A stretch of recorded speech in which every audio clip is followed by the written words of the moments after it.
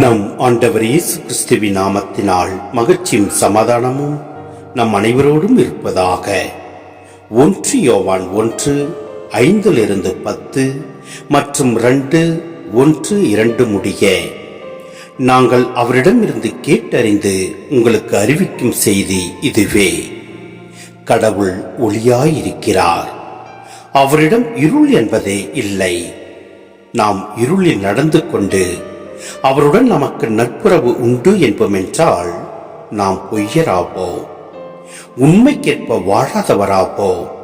மாறாக அவர் ஒளியில் இருப்பது போல் நாம் ஒளியில் நடப்போமானால் ஒருவரோடு ஒருவர் நட்புறவு கொண்டிருப்போம்.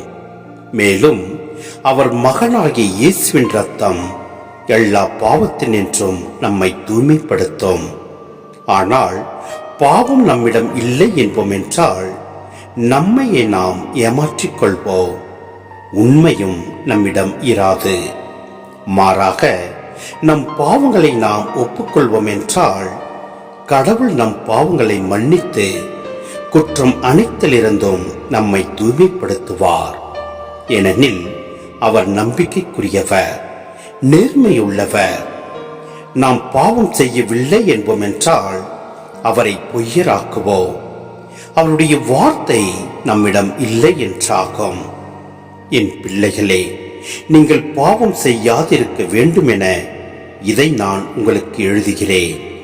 ஆயினும் ஒருவர் பாவம் செய்ய நேர்ந்தால் தந்தையிடம் பரிந்து பேசுபவர் ஒருவர் நமக்கு இருக்கிறார், அவரே மாசற்ற இயேசு கிறிஸ்து.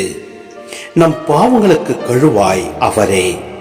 நம் பாவங்களுக்கு மட்டுமல்ல, அனைத்துலகின் பாவங்களுக்கும் கழுவாய் அவரே.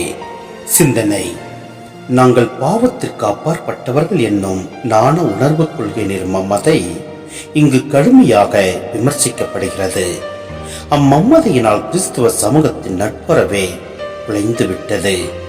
இவர்கள் தங்கள் உடல் இச்சைகளுக்கு ஏற்ப நடக்கும் போதும், சகோதர அன்பு காட்டாத போதும் தாங்களும் பாவிகளே என்பதை உணர வேண்டும்.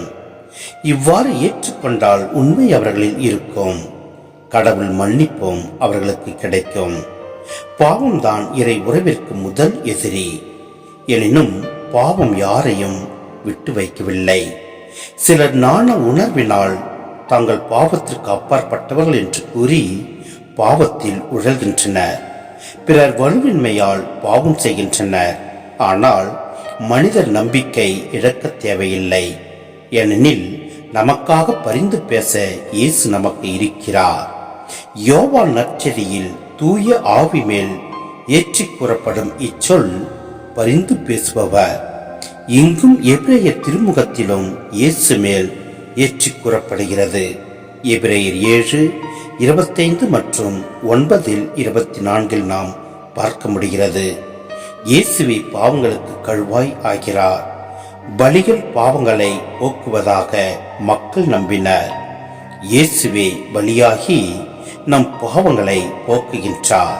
எனவே எல்லா சூழ்நிலையிலும் நம் ஆண்டவர் மீது நம்பிக்கை வைத்து செயல்படுவோம். எல்லாம் அல்ல இறைவன் நம்மை நிறைவாய் ஆசீர்வதிப்பார். ஆமேன்.